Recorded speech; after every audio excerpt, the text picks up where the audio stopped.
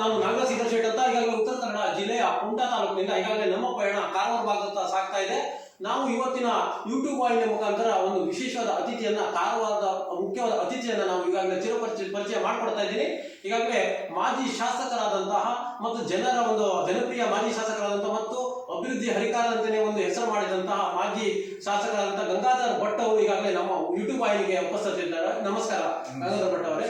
ಈಗಾಗಲೇ ನೀವು ಒಂದು 2004ರಿಂದ 2008 ತನಕ ಶಾಸಕರಾಗಿ ಕಾರ್ಯವನ್ನು ನಿರ್ವಹಿಸಿದ್ರಿ ಕಾರವಾರ ಹಾಗೂ ಅಂಕೋಲಾ ಭಾಗದ ಕ್ಷೇತ್ರದಲ್ಲಿ.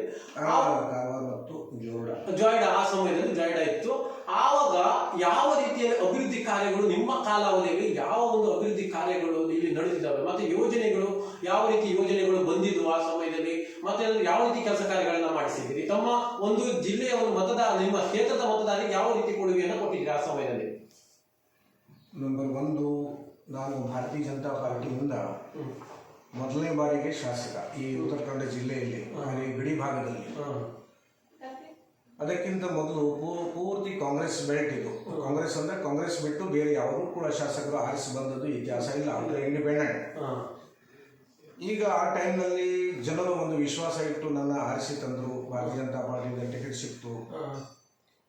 ಆಮೇಲೆ ಆರಿಸಿ ಬಂದ ಮೇಲೆ ಎಲ್ಲ ಜಿಲ್ಲೆಯಲ್ಲಿ ಹೈಯೆಸ್ಟ್ ಮತದಿಂದ ಆರಿಸಿ ಬಂದಿದ್ದೆ ಆ ಟೈಮಿಗೆ. ಜಿಲ್ಲೆಯಲ್ಲಿ ಯಾರಿಗೂ ಕೂಡ 6 ಶಾಸಕರಲ್ಲಿ 4 ಶಾಸಕರು ಆರಿಸಿ ಬಂದಿದ್ರು. ಅದರಲ್ಲಿ ಹೈಯೆಸ್ಟ್ ಮತ ನನಗೆ ಇಲ್ಲಿ 16,600 ಲೀಡ್ನಲ್ಲಿ ಬಂದಿದೆ. ಆಮೇಲೆ ಅದು ಚುನಾವಣೆ ಆದ ನಂತರ ವಿರೋಧ ಪಕ್ಷದಲ್ಲಿ ನಾವು ಕುಳಿತುಕೊಳ್ಳಬೇಕಾಯಿತು. ಮೊದಲೇ ನಾನು ಹೊಸಬ ಆ ಟೈಮಿಗೆ, ಮತ್ತು ಅದರಲ್ಲಿ ವಿರೋಧಿ ಪಕ್ಷದಲ್ಲಿ ಕೂತ್ಕೊಂಡು ಕೆಲಸ ಮಾಡೋದು ಅಂದ್ರೆ ಅದು ಅಷ್ಟು ಸುಲಭದಲ್ಲಿ ಆಗೋದಿಲ್ಲ. ಆದರೂ ಕೂಡ ಇಲ್ಲಿ ಬಹಳಷ್ಟು ಸಮಸ್ಯೆ ಇದೆ. ಇಲ್ಲಿ ಮೊದಲಿಂದಲೂ ಇದೆ, ಈಗಲೂ ಇದೆ. ಸಾಕಷ್ಟು ಯುವಕರು ಮತ್ತು ಯುವತಿಯರು ಗೋವಾ ರಾಜ್ಯಕ್ಕೆ ಹೋಗಿ ಕೆಲಸ ಮಾಡ್ತಾರೆ. ಅಂದ್ರೆ ಕೆಲಸ ಇಲ್ಲಿ ಸಿಗುವುದಿಲ್ಲ ಅವರಿಗೆ. ಅಂದ್ರೆ ಒಳ್ಳೆ ಡಿಗ್ರಿ ಪಡೆದಂತವ್ರು ಇದ್ದಾರೆ, ಏನೇನು ಇದ್ರೂ ಕೂಡ ಅರಿಯಿಲ್ಲ. ಆದರೂ ಕೂಡ ಈಗ ಅವರು ಗೋವಾ ರಾಜ್ಯದಲ್ಲಿ ಹೋಗಿ ಆವಾಗ 5,000, 6,000, 7,000, 8,000ಕ್ಕೆ ಕೆಲಸ ಮಾಡ್ತಿದ್ರು. ಅದನ್ನು ನೋಡಿ ನನಗೆ ಸಮಾಧಾನ ಆಗಲಿಲ್ಲ, ಯಾವ ರೀತಿ ಮಾಡಬೇಕಂತ. ಆದರೂ ಕೂಡ ನಾನು ಪ್ರಯತ್ನ ಸಾಕಷ್ಟು ಪಟ್ಟೆ. ಇಲ್ಲಿ ಸ್ಪಾಂಜ್ ಐರನ್ ಸ್ಟೀಲ್ ಕಂಪನಿ ಬರಬೇಕಂತ ಹೇಳಿ ನಾನು ಪ್ರಯತ್ನ ಮಾಡಿದ್ದೆ, ಮತ್ತು ನಮ್ಮ MP ಅವರ ಸಹಕಾರ ಕೂಡ ಕೊಟ್ಟರು. ಆದರೆ ಸ್ಪಾಂಜ್ ಐರನ್ ಸ್ಟೀಲ್ ಕಂಪನಿ ಇಲ್ಲಿ ಮಾಡಲಿಕ್ಕೆ ಜನ ಬಿಡಲಿಲ್ಲ. ಅಂದರೆ ಏನೋ ಅದರ ಬಗ್ಗೆ ವಿರುದ್ಧವಾಗಿ ಅಪಪ್ರಚಾರವನ್ನು ಮಾಡಿ ಅದನ್ನು ಓಡಿಸ್ಬಿಟ್ರು.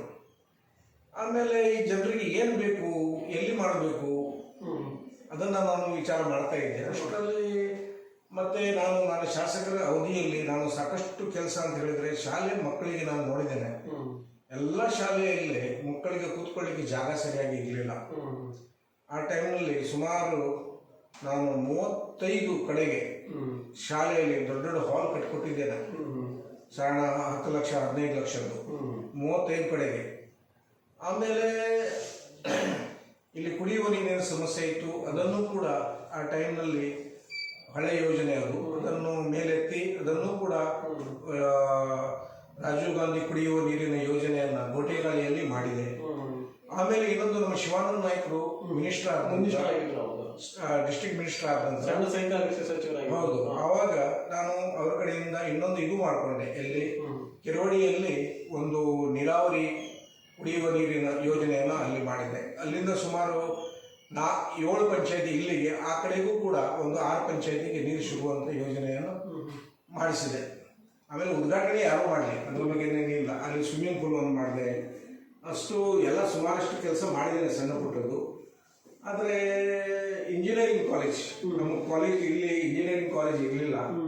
ಆ ಟೈಮ್ನಲ್ಲಿ ನಮಗೆ ಒಂದು ಇಂಜಿನಿಯರಿಂಗ್ ಕಾಲೇಜ್ ಯಡಿಯೂರಪ್ಪನವರು ಮುಖ್ಯಮಂತ್ರಿ ಆದ ನಂತರ ಒಂದು 7 ದಿವಸದ ಮುಖ್ಯಮಂತ್ರಿ ಆ ಟೈಮ್ಗೆ ಒಂದು ನಮಗೆ ಇಂಜಿನಿಯರಿಂಗ್ ಕಾಲೇಜ್ ಕೂಡ ಕೊಟ್ಟರು. ಆಮೇಲೆ ಏನಾಯ್ತು ಅಂತ ಹೇಳಿದ್ರೆ, ಈಗ ನಮಗೆ ಟಿಕೆಟ್ ಕಾರವಾರ ಮತ್ತು ಅಂಕೋಲಾ ಕ್ಷೇತ್ರ ಆದ ನಂತರ ಕ್ಷೇತ್ರ ವಿಂಗಡಣೆ ಆಯಿತು. ಆ ಟೈಮಿಗೆ ನಮಗೆ ಟಿಕೆಟ್ ತಪ್ಪಿಸ್ಬಿಟ್ರು. ಕಾರಣ ಏನಂದ್ರೆ ಹೇಳಿಲ್ಲ. ಆದರೆ ಇತ್ತೀಚೆಗೆ ನೋಡಿದರೆ ವಾತಾವರಣ ನಮ್ಮ ಭಾರತೀಯ ಜನತಾ ಪಾರ್ಟಿಯಲ್ಲಿ ವಿರೋಧ ಪಕ್ಷದಲ್ಲಿ ಇದ್ದಾಗ ಬಹಳ ಸ್ಟ್ರಾಂಗ್ ಇತ್ತು ನಮ್ಮ ಪಾರ್ಟಿ. ಸ್ಟ್ರಾಂಗ್ ಅಂದ್ರೆ ವಿರೋಧಿ ಪಕ್ಷದಲ್ಲಿ. ಆದರೆ ಈಗ ಬರ್ತಾ ಬರ್ತಾ ಏನಾಗಿದೆ ಅಂತ ಹೇಳಿದ್ರೆ ಒಂದು ವಿಚಿತ್ರ ಅಂದ್ರೆ ಕಾಂಗ್ರೆಸ್ನವರು ಅಲ್ಲೆಲ್ಲ ಸೇರಿಬಿಟ್ರು. ಅದರಲ್ಲಿ ಮನಸ್ಸಿಗೆ ಬಂದ ಹಾಗೆ ಅವರು ತಗೊಂಡ್ಬಿಟ್ರು ಕಾಂಗ್ರೆಸ್ನವರಿಗೆ. ಆಮೇಲೆ ಮನಸ್ಸಿಗೆ ಬಂದ ಹಾಗೆ ತಗೊಂಡ ಮೇಲೆ ಅವರು ಅಲ್ಲಿ ಅವರಿಗೆ ಅವಕಾಶ ಇರಲಿಲ್ಲ, ಏನೋ ಸಮಸ್ಯೆ ಇತ್ತು. ಆದ್ರೆ ಇಲ್ಲಿ ಅವಕಾಶ ಬಹಳ ಸಿಕ್ತು. ಈಗ ನಮ್ಮ ಮೇಲೆ ನಾವು ಪಾರ್ಟಿ ಕಟ್ಟಿದವರು ಮೊದಲಿಂದಲೂ ಕೂಡ ನಮ್ಮ ಮೇಲೆ ಬಾಸಿಂಗ್ ಮಾಡುವಂತ ಜನ ಅವರಾಗ್ಬಿಟ್ಟಿದ್ದಾರೆ. ಅದರಿಂದ ಈಗ ಏನಾಗಿದೆ, ನಾವು ಅವರನ್ನ ಮಾತನ್ನ ನಾವು ಕೇಳಬೇಕಾಗಿದೆ. ಅಂತ ಪರಿಸ್ಥಿತಿಯಲ್ಲಿ ನಾವಿದ್ದೇವೆ. ಮತ್ತೆ ಈಗ ಮುಂದೆ ನೋಡಬೇಕು. ಯಾಕಂದ್ರೆ ಬಹಳಷ್ಟು ಕಷ್ಟಪಟ್ಟು ತ್ಯಾಗ ಮಾಡಿದಂಥ ಜನ ಬಹಳ ಜನ ಇದ್ದಾರೆ. ನಮ್ಮ ಅಟಲ್ ಬಿಹಾರಿ ವಾಜಪೇಯಿ ಅವರು ಎಂಥ ತ್ಯಾಗ ಮನುಷ್ಯ ಅಂತ ಹೇಳಿದರೆ ಅವರ ಇತಿಹಾಸ ನಾವು ಓದಬೇಕು, ನೋಡಬೇಕು ನಿಜವಾಗ್ಲೂ. ಅಂಥವರು ಮಾಡಿದಂಥ ತ್ಯಾಗ ಮಾಡಿದಂಥ ಪಾರ್ಟಿ ನಮ್ಮ ಇವರು ಯಾರು ಅದ್ವಾನಿಯವರು ಕೂಡ ಎಂಥ ಕಷ್ಟಪಟ್ಟಿದ್ದಾರೆ ಎಲ್ಲರಿಗೂ ಗೊತ್ತಿದ್ದಂಥ ವಿಷಯ. ಆದರೆ ಈಗ ಏನಾಗಿದೆ, ಅದು ಅಂಥವ್ರು ಕಷ್ಟಪಟ್ಟು ಕಟ್ಟಿದಂಥ ಪಾರ್ಟಿ ಏನಿದೆಯಲ್ಲ ಅದು ಈಗ ಅವ್ರ ಮನಸ್ಸಿಗೆ ಎಷ್ಟು ನೋವಾಗ್ತದೆ ನನಗೆ ಗೊತ್ತಿಲ್ಲ. ಈಗ ಅವರು ಇದ್ರೆ ಆ ಥರ ಪಾರ್ಟಿ ಸ್ಥಿತಿಗತಿ ಆಗಿದೆ. ಅದನ್ನು ನಾವು ಈಗ ಮನಸ್ಸಿಗೆ ಬಂದಾಗಿ ತಗೊಂಡ ಮೇಲೆ ಅವರಿಗೆ ಈಗ ಅದನ್ನ ಹೇಗೆ ಸುಧಾರಿಸ್ಕೊಂಡು ಹೋಗ್ಬೇಕು ಅದು ದೇವರಿಗೆ ಗತಿ. ಆಯ್ತು, ಈಗಾಗಲೇ ಗಂಗಾಧರ್ ಭಟ್ ಅವರೇ, ಈಗಾಗಲೇ ನಿಮಗೆ ಒಂದು ಬಿಜೆಪಿ ಪಕ್ಷದ ಮೇಲೆ ಅಸಮಾಧಾನ ಇದೆ, ಹೌದಾ? ಈಗಾಗಲೇ ಮುಂದಿನ ದಿನಗಳಲ್ಲಿ ನೀವು ಬಿಜೆಪಿ ಟಿಕೆಟ್ ಆಕಾಂಕ್ಷಿ ಆಗಿದ್ದೀರಾ ಹೇಗೆ? ನೋಡಿ, ನಾವು ಸಂಘ ಪರಿವಾರದಿಂದ ಬಂದಂತ ಜನ, ನಮ್ಮ ಪೂರ್ತಿ ಫ್ಯಾಮಿಲಿ ಕೂಡ ಸಂಘ ಪರಿವಾರದಿಂದ ಬಂದಂತ ಜನ. ಅದು ತತ್ವ ಸಿದ್ಧಾಂತ ಇದೆಯಲ್ಲ, ಅದನ್ನ ನಾವು ಒಪ್ಕೊಂಡು ಈಗಲೂ ನಾವು ಹೋಗ್ತೇವೆ, ಮುಂದೆ ಹಿಂದೆನೂ ಹೋಗ್ತಿದ್ವು. ಅದನ್ನ ಈಗ ನಾವು ಮುಂದೆ ನಮ್ಮ ಪಾರ್ಟಿ ಜನ ಏನ್ ಮಾಡ್ತಾರೆ ನಮ್ಗೆ ಗೊತ್ತಿಲ್ಲ. ಆದ್ರೂ ನಮ್ಮ ಪ್ರಯತ್ನ ನಾವು ಬಿಜೆಪಿಗೆ ಎಷ್ಟು ಹೇಳಿದ್ರು ಕೂಡ ನಾವು ಬಿಜೆಪಿಗೆ ಮತ ಹಾಕುವುದೇ. ನಮ್ಮ ಸಮಾಜವೂ ಹೌದು, ನಾನು ಕೂಡ ಹೌದು. ಆಯ್ತು, ಈಗಾಗಲೇ ನೀವು ಸಂಘ ಪರಿವಾರದವರು ಅಂತ ಹೇಳ್ತಾ ಇದ್ದೀರಿ. ಆ ಸಮಯದಲ್ಲಿ ನೀವು ಟಿಕೆಟ್ ವಂಚಿತರಾದಾಗ ಬಂಡಾಯ ಎದ್ದಿದ್ದೀರಿ, ಹೌದಾ? ಬಂಡಾಯ ಎದ್ಬಿಟ್ಟು ಇಂಡಿಪೆಂಡೆಂಟ್ ಆಗಿ ಸ್ಪರ್ಧೆ ಮಾಡಿದ್ರಿ.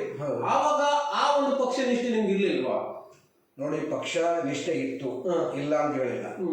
ನಮಗೂ ಕೂಡ ಒಂದು ವಯಸ್ಸು ಲಿಮಿಟ್ ಇರ್ತದಲ್ಲ, ಆವಾಗ ವಯಸ್ಸಿನ ಲಿಮಿಟ್ ಹಾಕಿದ ಮೇಲೆ ನಾವು ಪ್ರಯತ್ನ ಮಾಡ್ತಾ ಬರೀ ಇದ್ರೆ ಪ್ರಯೋಜನ ಆಗುದಿಲ್ಲ. ನಾನು ನೋಡಿದೆ, ಅವಕಾಶ ನೋಡಿದೆ, ಎಷ್ಟಂತ ಹೇಳಿದೆ. ನನಗೆ ಟಿಕೆಟ್ ಫೈನಲ್ ಆಗಿದೆ ಅಂತ ಹೇಳಿ ಸಂಘದಿಂದ ಒಳಗಿಂದ ಗುಟ್ಟು ನನಗೆ ಹೊರಗೆ ಬಿತ್ತು. ಆದ್ರೆ ಈಗ ಅದು ಸಂಘದಿಂದ ಹೊರಗೆ ಬಿದ್ದ ನಂತರ ನಾನು ಪ್ರಯತ್ನ ಮಾಡ್ಲೇಬೇಕಲ್ಲ. ನಾನು ಪ್ರಯತ್ನ ಮಾಡಿದ್ದೆ, ಆದ್ರೆ ಕೊನೆಗೆ ನೋಡು ಮತ್ತೆ ಚುನಾವಣೆ ನಿಲ್ಲೋದೇ ಬೇಡ ಇದು ಸವಾಸ. ಅಂದ್ರೆ ಈ ತರ ದುಡ್ಡಿನ ವ್ಯವಹಾರ ಆಗ್ತಾ ಇರುವಾಗ ನಾನು ಸರಿಯಲ್ಲ ಅಂತ ಹೇಳಿ ನಿಂತೇ ಬಿಟ್ಟೆ. ಮತ್ತೆ ಬೇರೆಯವ್ರ ಡಿಸಿಷನ್, ಸೆಲ್ಫ್ ಡಿಸಿಷನ್. ಆಯ್ತು, ಈಗಾಗಲೇ ನೀವು ಈ ಸಮಯದಲ್ಲೂ ಟಿಕೆಟ್ ವಂಚಿತರಾದ್ರೆ ಈಗಾಗಲೇ ನೀವು ಸ್ವತಂತ್ರ ನಿಲ್ತೀರೋ ಅಥವಾ ನಿಲ್ಲಲ್ಲ? ಅದು ಸಮಯನೇ ಹೇಳುತ್ತೆ. ಸಮಯ ಈಗ ನೀವು ಯಾವ ರೀತಿಯಾಗಿ ಒಂದು ಪೂರ್ವ ಸಿದ್ಧತೆ ಆಗಿರ್ಬೋದು, ಈಗಾಗಿ ಯುದ್ಧಕ್ಕೆ ಇಳಿಬೇಕಾದ್ರೆ ಯಾವ ರೀತಿ ರಣಕಹಳೆಯನ್ನು ಓದ್ತಿರಲ್ವಾ, ಅದು ನೀವು ಪೂರ್ವ ಸಿದ್ಧತೆ ಯಾವ ರೀತಿ ನಡೀತಾ ಇದೆ? ನೋಡಿ, ಇನ್ನೇನೋ ಪೂರ್ವ ಸಿದ್ಧತೆಯನ್ನ ನಾವು ಡೋಲು ಬಾರಿಸಿ ನಾನು ಮಾಡಲಿಲ್ಲ. ನಮ್ಮ ಪೂರ್ವ ಸಿದ್ಧತೆ ಹೇಗಿರ್ತದೆ ಅಂತ ಹೇಳಿದರೆ ಒಳಗಿಂದ ಒಳಗೆ ಎಲ್ಲ ಸಿಸ್ಟಮ್ ಫಿಕ್ಸ್ ಇರ್ತದೆ. ಆವಾಗ ತತ್ವ ಸಿದ್ಧಾಂತವನ್ನು ಕೇಳಿ ಮತ ಹಾಕುವಂತ ಜನ ಇದ್ದಿದ್ದು. ಈಗ ತತ್ವ ಸಿದ್ಧಾಂತ ಕೇಳ್ಕೊಂಡು ಮತ ಹಾಕುವಂತ ಜನ ಸ್ವಲ್ಪ ಕಡಿಮೆ ಆಗಿದ್ದಾರೆ. ಅದಕ್ಕೆ ಮುಂದೆ ನೋಡಬೇಕು. ಈಗ ಏನು ಯಾವ ಟೈಮ್ನಲ್ಲಿ ಯಾವ ಸಂದರ್ಭದಲ್ಲಿ ಹೇಗಿರ್ತದೆ ಗೊತ್ತಿಲ್ಲ, ಅವಾಗ ನೋಡುವ. ಈಗಾಗಲೇ ನಿಮಗೆ ಏನು ಜಿಲ್ಲೆಯಲ್ಲಿ ಜೀವಂತ ಸಮಸ್ಯೆಗಳು ಕೆಲವೊಂದಿದ್ದಾವೆ. ಯಾಕಂತ ಕೇಳಿದ್ರೆ ಈಗ ಸಮಸ್ಯೆ ಈಗ ನೋಡಿ, ಕಾಂಗ್ರೆಸ್ ಸರ್ಕಾರ ಆಡಳಿತ ಬಂದಾವಾಗ ಏನು ಅಗ್ನಾಥ್ ಚೀನಿ ಪಂಪ್ ಸ್ಟೋರೇಜ್ ವಿಷಯ ಆಗಿರ್ಬೋದು, ಶರಾವತಿ ಪಂಪ್ ಸ್ಟೋರೇಜ್ ವಿಷಯ ಆಗಿರ್ಬೋದು, ಹತ್ತು ಸಮಸ್ಯೆಗಳು. ಮತ್ತೆ ಏನಂತ ಕೇಳಿದ್ರೆ ಇಲ್ಲಿ ಕಾರವಾರ ಭಾಗಕ್ಕೆ ಕೇಣಿ ಬಂದರಿನ ಒಂದು ಸಮಸ್ಯೆ ಎಲ್ಲ ಇದ್ದು. ಅದ್ರ ಬಗ್ಗೆ ನೀವು ಯಾವ ರೀತಿ ಹೋರಾಟಗಳನ್ನ ಮಾಡ್ತಾ ಇದ್ದೀರಿ? ಯಾಕಂತ ಕೇಳಿದ್ರೆ ಕ್ಷೇತ್ರ ಅಂದ್ಮೇಲೆ ದೊಡ್ಡ ಮಟ್ಟದ ಕ್ಷೇತ್ರ ಇದ್ದಾಗ ಈ ಕ್ಷೇತ್ರಕ್ಕೆ ಯಾವ ರೀತಿ ಹೋರಾಟಗಳ ಮುಖೇನ ಕೊಡುಗೆಯನ್ನು ನೀಡ್ತಾ ಇದ್ದೀರಿ? ಖಂಡಿತ ಯಾವ ರೀತಿ ಹೋರಾಟ ಮಾಡಬೇಕು ಅದು ಆ ಸಮಯದಲ್ಲಿ ನಾವು ಹೇಳ್ತೇವೆ. ಈಗ ನಾನು ಹೇಳ್ಕೊಂಡು ಪ್ರಚಾರ ತಗೊಂಡು ಜನರಿಗೆ ಮರಳು ಮಾಡುವಂತ ವಿಚಾರ ಅಲ್ಲ. ಈಗ ಆ ಸಮಯದಲ್ಲಿ ಯಾವ ರೀತಿ ಇರ್ತದೆ, ಜನರ ಸಪೋರ್ಟ್ ಹೇಗಿದೆ ಅದರ ಮೇಲೆ ಡಿಪೆಂಡ್ ಇರ್ತದೆ. ಆಯ್ತು, ಈಗಾಗಲೇ ಹೋರಾಟಗಳು ಸಕ್ರಿಯವಾಗಿ ನಿಮ್ಮ ಪಕ್ಷದವರಿಂದ ನಡೀತಾ ಇದೆ, ಅದಕ್ಕೆ ನೀವು ಕೈ ಜೋಡಿಸ್ತಾ ಇದ್ರೆ ಹೆಂಗೆ? ಮತ್ತೆ ನಿಮ್ಮ ನಾನು ಕೈ ಜೋಡಿಸ್ತಾ ಇದ್ದೇನೆ. ನಮಗೆ ಸಮಸ್ಯೆ ಏನಾಗಿದೆ ಗೊತ್ತಿದೆ. ಲೋಕಸಭಾ ಚುನಾವಣೆಯಲ್ಲಿ ವಿಶ್ವೇಶ್ವರ ಹೆಗಡೆಯವರಿಗೆ, ಕಾಗೇರಿಯವರಿಗೆ ಟಿಕೆಟ್ ಸಿಕ್ಕಿತ್ತು. ಆ ಸಮಯದಲ್ಲಿ ನನಗೆ ಪಾರ್ಟಿ ಜವಾಬ್ದಾರಿ ಎಲ್ಲಿಯೂ ಕೂಡ ಕೊಡಲಿಲ್ಲ. ಆದರೂ ಕೂಡ ಒಂದು ಮನಸ್ಸಿನಿಂದ ನಾನು ಭಾರತೀಯ ಜನತಾ ಪಾರ್ಟಿಗೆ ಸಪೋರ್ಟ್ ಮಾಡಬೇಕು ಹಿಂದಿನಿಂದಲೂ ಕೂಡ. ಅದಕ್ಕೆ ಜೋರ್ಡಾ ಇಡೀ ತಾಲೂಕು ತಿರುಗಾಡಿ, ನನಗೆ ಜೋರ್ಡಾ ತಾಲೂಕು ಇತ್ತಲ್ಲ ಮೊದಲು, ಆ ತಾಲೂಕು ತಿರುಗಾಡಿ ಎಲ್ಲರಿಗೆ ಭೇಟಿಯಾಗಿ ನಮ್ಮ ಭಾರತೀಯ ಜನತಾ ಪಾರ್ಟಿಗೆ ಮತ ಹಾಕಬೇಕು, ಎಂ ಪಿ ಚುನಾವಣೆಯಲ್ಲಿ ನಮ್ಮ ಅಟಲ್ ಬಿಹಾರಿ ಇವರು ಮೋದಿಜಿಯವರಿಗೆ ಬಲಪಡಿಸಬೇಕು ಅಂತ ಹೇಳಿ ನಾನು ಎಲ್ಲ ಕಡೆಗೆ ಪಾರ್ಟಿಯಲ್ಲಿ ಕೆಲಸ ಮಾಡಿದ್ದೇನೆ. ಆಯ್ತು, ಈಗಾಗಲೇ ಕಾಂಗ್ರೆಸ್ ಪಕ್ಷದಲ್ಲಿ ಆಡಳಿತಾರೂಢ ಪಕ್ಷ ಕಾಂಗ್ರೆಸ್ ಏನಿದೆ ಅದು ಪಂಚಭಾಗ್ಯ ಯೋಜನೆಗಳ ಬಗ್ಗೆ ತಮ್ಮ ಅಭಿಪ್ರಾಯ ಏನಂತ ತಿಳಿಸಿ. ಭಾಗ್ಯ ಯೋಜನೆ ಇದೆಯಲ್ಲ, ಅದು ಎಲ್ಲ ಬುದ್ಧಿವಂತರು ತಿಳ್ಕೊಂಡಿದ್ದಾರೆ. ಈ ಯೋಜನೆ ಎಷ್ಟು ಮಟ್ಟಿಗೆ ಒಳ್ಳೇದಿದೆ, ಎಷ್ಟು ಮಟ್ಟಿಗೆ ಅಯೋಗ್ಯ ಅಂತ ಹೇಳಿ.